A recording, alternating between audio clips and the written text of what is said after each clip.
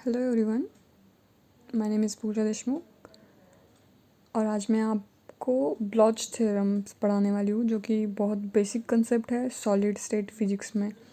तो blotch theorem को अच्छी तरह से अंडरस्टैंड करने के लिए हम लोगों को कुछ 3 पॉइंट्स है जिसको रिवाइज करना ज़रूरी है, जिसमें कि फर्स्ट पॉइंट आता है कि फ्री इलेक्ट्रॉन थ्योरी। तो हम लोगों को पता है कि थ्री डायमेंशनल में potential well of constant potential exist in every solid. Her solid में 3 डायमेंशनल पोटेंशियल वेल एग्जिस्ट करती है और जिसमें इलेक्ट्रॉन मूव करता है विद द कांस्टेंट पोटेंशियल। तो फ्री इलेक्ट्रॉन थ्योरी हम लोगों को ये बताती है कि जब इलेक्ट्रॉन ट्रैवल करता है इन एक्स डायरेक्शन और इन वाई डायरेक्शन और इन जेड डायरेक्शन, एनी डायरेक्शन, तो वो उसका जो पोटेंशियल होता है वो कांस्टेंट होता है according to free electron theory. तो ये थ्योरी ने ये बताया कि उसका पोटेंशियल कांस्टेंट होता है जब भी इलेक्ट्रॉन कोई फ्री क्रिस्टल में ट्रैवल करता है इन एनी डायरेक्शन। ये थ्योरी ने बहुत अच्छे तरीके से ये एक्सप्लेन किया है कि इलेक्ट्रिकल कंडक्टिविटी क्या होती है, थर्मोनिक इमिशन क्या होता है। लेकिन ये थ्योरी कुछ बातें एक्सप्लेन करने में फेल हो गई। जैसे कि कोई मटेरियल्स गुड कंडक्टर्स के होते हैं, कोई गुड इंसुलेटर के होते हैं, कोई गुड सेमी कंडक्टर के होते हैं। तो ये क्वेश्चन के मतलब कंडक्टिविटी वो अच्छी तरह से एक्सप्लेन नहीं कर पाई ये थ्योरी। और फिर उसने ये भी बोल दिया कि पोटेंशियल इज कांस्टेंट होता है, कि अगर कोई इलेक्ट्रॉन ट्रैवल कर रहा है कि कोई डायरेक्शन में तो उसका पोटेंशियल कांस्टेंट होता है, जो कि रॉन्ग था। तो ये ब्लॉच के पहले का ये डिस्कवरी था, उसके बाद ब्लॉच ने उसको इम्प्रूव कर दिया। तो ये बेसिक एक पॉइंट था कि इलेक्ट्रॉन थ्योरी हम लोग को बता दिए कि इलेक्ट्रॉन जब ट्रैवल करता है इन एनी डायरेक्शन तो वो कांस्टेंट पोटेंशियल के साथ करता है, जो कि रॉन्ग था। तो अगर हम लोगों ने सेकंड पॉइंट तो हम लोगों को ज़रूरी है पढ़ना कि पीरियोडिक पोटेंशियल का होता है। तो हम लोगों को पता है कि पीरियोडिक मतलब कोई एक पर्टिकुलर टाइम या डिस्टेंस के बाद कोई चीज़ रिपीट होना, कोई वैल्यू रिपीट होना और उसका फॉर्म रिपीट होना। तो crystal potential is periodic, which changes and repeats its value after a period or time at a distance a। तो यहाँ पे दिया हुआ है कि यहाँ पे a ये वाला फर्स्ट आइटम है, सेकंड आइटम, थर्ड आइटम, ऐसे बहुत सारे आइटम्स है और उसका डिस्टेंस जो है वो लैटिस के मतलब वो कांस्टेंट है। उसको हम लोग लैटिस का कांस्टेंट बोलते हैं इस a को, इस डिस्टेंस को। तो ये खुद को रिपीट कर रहा है एक पर्टिकुलर इंटरवल के बाद, ये खुद की वैल्यू रिपीट कर रहा है, खुद का फॉर्म रिपीट कर रहा है। तो इसकी वजह से हम लोग उसको पीरियडिक बोल सकते हैं। तो अगर इफ़ हम लोग वन डायमेंशनल में ट्रैवल कर रहे हैं, मतलब ये जो है हम लोग अगर एक्स ही डायरेक्शन में ट्रैवल कर रहे हैं, मतलब एक या फिर वाई ही डायरेक्शन में ट्रैवल कर रहे हैं, तो हम लोग का पीरियडिक पोटेंशियल हम लोग ऐसे लिख सकते हैं v of x is equal to we of x plus a, जहाँ पे ये ए है वो लैटिस कांस्टेंट है और हम लोग उसको डिस्टेंस भी बोल सकते हैं। तो अगर हम लोग फर्स्ट वाला ले तो इसका ए आ जाएगा, अगर सेकंड वाला ले इसका 2a आ जाएगा। मतलब ये वेरिएबल है, मतलब वो फिक्स नहीं है, वो डिस्टेंस पे डिपेंड करता है। तो अगर हम लोग ऐसे ही 3 डायमेंशनल में मूव करेंगे पोटेंशियल को, तो ए को रिप्लेस करना पड़ेगा हम लोगों को n1 a plus n2b plus n2c, और इसको हम इक्वेट कर देंगे एक लैटिस वेक्टर से जिसको हम लोग टी से डिनोट करते हैं। तो हम लोग का ये ए जो है वो रिप्लेस हो जाएगा टी से। इस इक्वेशन में V of x is equal to we of x plus T से रिप्लेस हो गया ए। तो अगर लेकिन हम लोग को ये अच्छी तरह से पता है कि 3 डायमेंशनल में वो 3 डायरेक्शनल में एक्स वाई जेड डायरेक्शन में मूव करता है। तो हम लोग इसको एक्स नहीं लिख सकते क्योंकि एक्स मतलब एक ही डायरेक्शन एक्स डायरेक्शन में ट्रैवल कर रहा है। तो एक्स को हम लोग आर से रिप्लेस करना पड़ेगा। तो इस इक्वेशन में हम लोग को एक्स को आर को रिप्लेस करना पड़ेगा और टी को हम लोगों ने ऑलरेडी ए से रिप्लेस कर दिया है। तो हम लोग को ये फाइनल इक्वेशन मिल जाएगा V of are is equal to we of R plus T equation. तो पीरियडिक पोटेंशियल इफ़ हमारा जो क्रिस्टल है वो जो अगर पीरियोडिक होगा तो उसका पोटेंशियल भी पीरियोडिक होगा। तो हम लोग उसको ऐसे ग्राफ के थ्रू लिख सकते हैं, जो एटम्स होते हैं उसका पोटेंशियल। फिर हम लोग इसी फॉर्म को कुछ अलग तरीके से भी लिख सकते हैं, जो कि हम लोग ब्लॉच थ्योरम में आगे यूज़ करने वाले हैं। तो ये लिख सकते हैं यू के of are is equal to you के ऑफ आर प्लस टी, जैसे कि ये वाला फॉर्म और ये वाला फॉर्म, बस नोटेशन अलग है। तो बाद में हम लोगों को ज़रूरत पड़ती है कि स्क्रोडिंजर इक्वेशन की। स्क्रोडिंजर इक्वेशन हम लोगों को पता है कि वो हम लोग को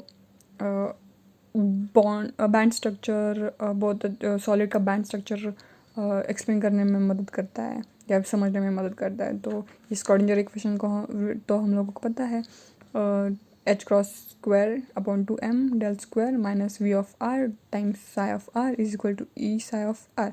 ये इक्वेशन हम लोगों का स्क्रॉडिंजर इक्वेशन। मैंने यहाँ पे ये वाला पार्ट लिखने की ज़रूरत नहीं है, ये मैंने बस बेसिक कंसेप्ट एक्सप्लेन करने के लिए, ये इक्वेशन कैसे मिला ये एक्सप्लेन करने के लिए ये लिखा हुआ है। जैसे कि हम लोगों को पता है कि टोटल एनर्जी क्या होती है, kinetic energy plus potential energy होती है, जिसको हम हैमिल्टोनियन के इक्वेट कर सकते हैं।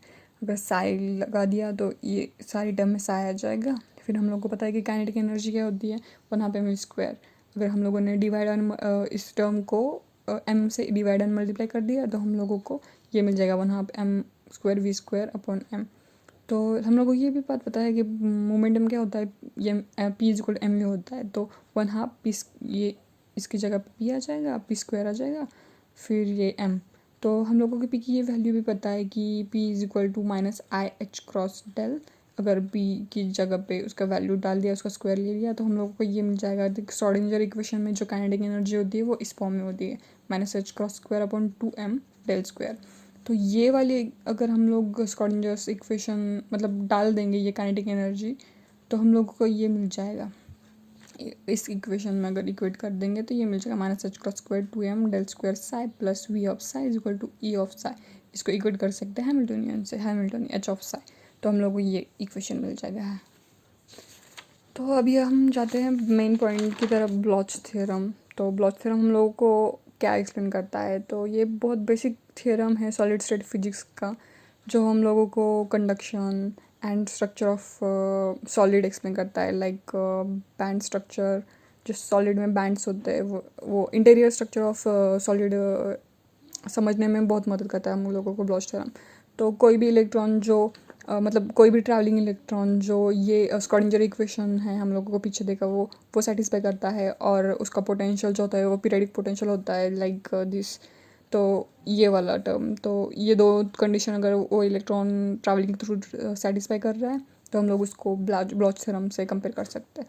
तो ब्लॉच थ्योरम का ये स्टेटमेंट है, यू के of are is equal to u sorry psi k of are is equal to you के of r exponential i k dot are, जिसको मैंने यहाँ बस उसको ये ई रेस टू को ई से मतलब इस फॉर्म में लिखा है, कोई और नहीं है। तो psi k of are is equal to you के of r e raise to i k dot are, ये फॉर्म हमने ले लिया। ये ब्लॉच थ्योरम का फॉर्म है, जिसमें ये यू के ऑफ आर हम लोगों को ब्लॉच फंक्शन डिनोट कर रहा है। ये जो यू के ऑफ आर है ये हम लोगों को पीरियोडिसिटी ऑफ लैटिस बता रहा है। और ये हम लोगों को पता है इलेक्ट्रोडायनेमिक्स में हमने पढ़ा है कि हम लोग प्लेन वेव इक्वेशन को इस फॉर्म में लिख सकते हैं, ई raise to i k dot are. तो हम लोगों को ये प्लेन वेव इक्वेशन दे रहा है। तो जब हम पीरियोडिक वे में हम लोग इस एक्सप्रेशन को देखते हैं तो हम लोग को ये आर जो है उसको एक्स प्लस टी से रिप्लेस करना पड़ेगा। तो इस इक्वेशन में हम आर को एक्स प्लस टी से रिप्लेस कर रहे हैं, तो हम लोग को ये मिल जाएगा psi k of x plus t is equal to you के of x plus t into e raise to i k of x plus T. तो इसको हम कुछ नहीं कर रहे, लेकिन हमने पीछे देखा है कि हम लोग पोटेंशियल पीरियडिक पोटेंशियल को ऐसे भी लिख सकते हैं, यू के of X T is equal to you के ऑफ एक्स। तो इस यू के ऑफ एक्स टी को हम यू के ऑफ एक्स से रिप्लेस कर देंगे और इसको हम स्प्लिट कर देंगे, जिससे हम लोगों को इसकी टू टर्म्स मिल जाएंगी, ये फर्स्ट वाली एक्स के साथ और दूसरी वाली टी के साथ। तो हम लोग अगर इस टर्म को देखें तो हम लोगों को ये वाली जो टर्म है वो सेम ये वाली टर्म मिल रही है, यू के of x e raise to i k dot x, u के of are is equal to i k of r, मतलब आर आर। तो ये सेम ही मिल रही, तो हम लोगों को ये इसको इक्वेट कर देंगे यहाँ पे। तो यहाँ पे अगर इक्वेट कर देंगे तो ये वाली टर्म रिमेनिंग रह जाएगी, तो ये सेम रह जाएगा। यहाँ पे ये एल आर एच एस तो सेम रह गया, ये हम लोगों ने रिप्लेस कर दिया, और ये रिमेनिंग टर्म। तो यहाँ पे कुछ नहीं है, बस स्प्लिट कैसे होता है ये दिखाया है, और ये इसको हमने इससे इक्वेट किया है ये दिखाया है। तो हम लोगों को फाइनली ये मिल जाता है। तो लेकिन यहाँ पे ये समझ में आ रहा है कि ये फंक्शन पीरियोडिक नहीं है, ये पीरियोडिसिटी को सेटिस्फाई नहीं कर रहा है, क्योंकि यहाँ पे इसका होना ये पीरियोडिसिटी नहीं इंडिकेट करता है, इसको 1 होना ज़रूरी है। तो हम लोग इसके लिए ये यूज़ करेंगे कि हम लोग को पता है कि e raise to i theta is equal to cos of theta plus i sine theta. हम लोग अगर इसको हम लोग को 1 बनाना है तो ये इसको 1 से इक्वेट करना पड़ेगा। तो इस थीटा की इस कंडीशन को सेटिस्फाई करने के लिए हम लोग को थीटा को 2n पाई लेना पड़ेगा, जो कि हमको पता है। और फिर इसको ई रेस टू आई थीटा को e raise to i 2n पाई से कंपेयर करेंगे, तो हम लोगों को रिप्लेस करेंगे तो ये इसके हर थीटा की जगह पे 2n पाई आ जाएगा। तो हम लोग को ये फाइनल इक्वेशन मिल जाएगा। फिर हम लोग को पता है कि cos 2n pi is equal to 1 होता है और sin 2n pi is equal to 0 होता है। तो हम लोग को e raise to i 2n pi is equal to 1 मिल जाएगा। फिर हम लोग कंपेयर करेंगे, क्योंकि हम लोगों को चाहिए ई रेस टू आई के टी की वैल्यू, और यहाँ पे उसको हम लोग इसके साथ इक्वेट करेंगे। तो इसके साथ इक्वेट करने के बाद ये तो सेम ही है दोनों तरफ से, तो K T is equal to 2n pi मिल जाएगा। K T is equal to 2n pi, तो यहाँ से हम लोगों को के की वैल्यू मिल जाएगी। तो ये तो मतलब अदर कंसेप्ट था। ये हम लोग को ये वाला इक्वेशन मिल गया है यहाँ पे। तो हम लोग अगर आगे जाते हैं तो हम लोगों को उस इक्वेशन का कॉम्प्लेक्स कॉन्जुगेट लेना पड़ता है इक्वेशन थर्ड का, जिसमें कि फर्स्ट वाला आ जाएगा स्टार के साथ, सेकंड टर्म भी आ जाएगा स्टार के, लेकिन ये वाली टर्म जो है वो कॉम्प्लेक्स कॉन्जुगेट में नेगेटिव हो जाएगी। मतलब ये वाला थर्ड इक्वेशन है, ये वाला स्टार आ जाएगा कॉम्प्लेक्स कॉन्जुगेट में, ये वाला भी स्टार आ जाएगा, लेकिन ये वाला नेगेटिव टर्म हो जाएगा कॉन्जुगेट में। तो ये थर्ड वाला और ये कॉम्प्लेक्स कॉन्जुगेट के बाद आने वाली जो टर्म है, इसमें जो स्टार हो गया है, स्टार हो गया और ये नेगेटिव हो गया ड्यू टू कॉम्प्लेक्स कॉन्जुगेट। तो इस थर्ड और फोर्थ को अगर हम लोग एक दूसरे के साथ मल्टीप्लाई करेंगे तो हम लोगों को मतलब ये इसका LHS के साथ, इसका LHS के साथ, इसका RHS के साथ मल्टीप्लिकेशन होगा, लेकिन ये वाली जो टर्म है ये हम लोगों की 1 हो जाएगी, क्योंकि इसका पॉजिटिव और निगेटिव इज इक्वल टू 1 हो जाएगा। तो हम लोगों को क्या बचता है, ये वाले टर्म बचती है psi K of star R plus T, psi K R plus T, और अदर साइड को psi K of R dot psi star of R, ये टर्म मिल जाती है। तो हम लोगों ने क्वांटम फिजिक्स में ये पढ़ा हुआ है कि कोई भी टर्म का अगर उसके साथ कॉम्प्लेक्स कॉन्जुगेट मल्टीप्लाई कर दिया गया तो हम लोगों को प्रोबेबिलिटी मिलेगी, मतलब star into psi equal to probability मिल जाएगी। तो ये फिफ्थ वाला जो इक्वेशन है वो हम लोगों को ये इम्प्लाइज कर रहा है कि probability of finding electron at position R plus T, ये एग्जैक्टली इक्वल प्रोबेबिलिटी है to finding electron at position R. मतलब इसमें प्रोबेबिलिटी यूनिफॉर्म है एनीवेयर, ये इंडिकेट करता है ये 5 वाला इक्वेशन। तो इससे हम लोगों को पता चल जाता है कि हम लोग कहाँ पे भी यहाँ पे यूनिफॉर्म ब्लॉच थ्योरम में प्रोबेबिलिटी यूनिफॉर्म हो जाती है। हम कहीं पे भी वो मैटर नहीं करती, पोजीशन मैटर नहीं करती वेयर, लेकिन वो सेम हो जाती है। यहाँ पे ब्लॉच थ्योरम ख़त्म होता है।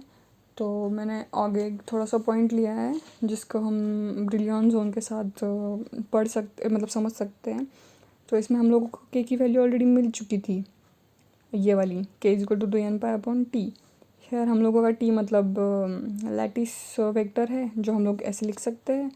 तो अगर n आइटम के लिए हम लोगों ने लिया तो टी इज इक्वल टू हम लोगों को NA वैल्यू मिल जाता है, जहाँ पे एक डिस्टेंस है और ये कैपिटल N है, ये क्रिस्टल का एंड वाला नंबर, एंड वाला आइटम का नंबर है।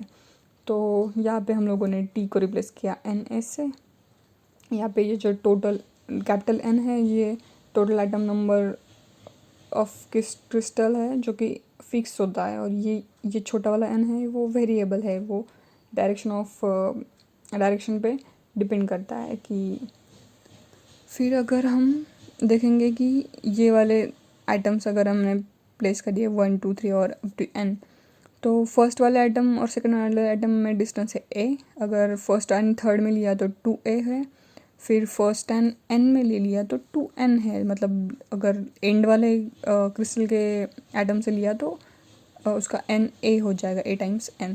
तो पूरे टोटल क्रिस्टल की लेंथ क्या हो गई, n, l is equal to length is equal to n a हो गई। तो हम l को लैटिस वेक्टर से हम लोग कंपेयर कर सकते हैं, क्योंकि उसका भी n वाला इलेक्ट्रॉन लास्ट होता है। तो t is equal to L हम कर सकते हैं। तो t is equal to lattice vector is equal to length is equal to n times a। तो इस t को l से एंड n a से रिप्लेस करेंगे तो हम लोगों को ये तीन डिफरेंट वैल्यूज़ ऑफ k मिल जाती है, जहाँ पे t है, यहाँ पे l है, यहाँ पे n है, जो सारे इक्वल है। अगर हम लोग इस इक्वेशन में स्मॉल n को n/2 से रिप्लेस करते हैं तो हम लोगों को मिलता है कि यहाँ पे देखिए, यहाँ पे स्मॉल n को n/2 से रिप्लेस कर दिया तो ये 2 कैंसिल हो जाएगा, ये n कैंसिल हो जाएगा, हम लोगों को π/a मिल जाएगा। एंड पाई की के की π/a वैल्यू इम्प्लाइज करती है फर्स्ट ब्रिलियन जोन को, जो कि स्टार्ट होता है -π/8 से और एंड होता है π/8 तक।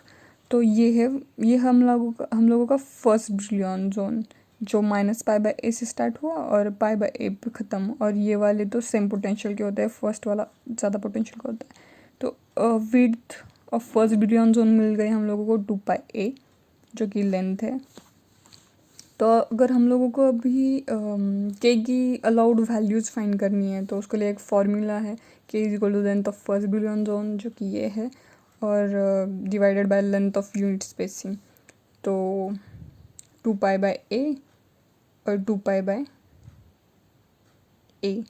l, तो 2π कैंसिल हो जाएंगे और ये डिवाइड बाय, तो ये LA आ जाएगा, जो k is equal to LA। और हम लोगों को यहाँ पे पता है कि LA is equal to NA होता है, L is equal to NA होता है। तो k is equal to L की जगह पे NA डाल दिया तो A कैंसिल हो गया, k is equal to N।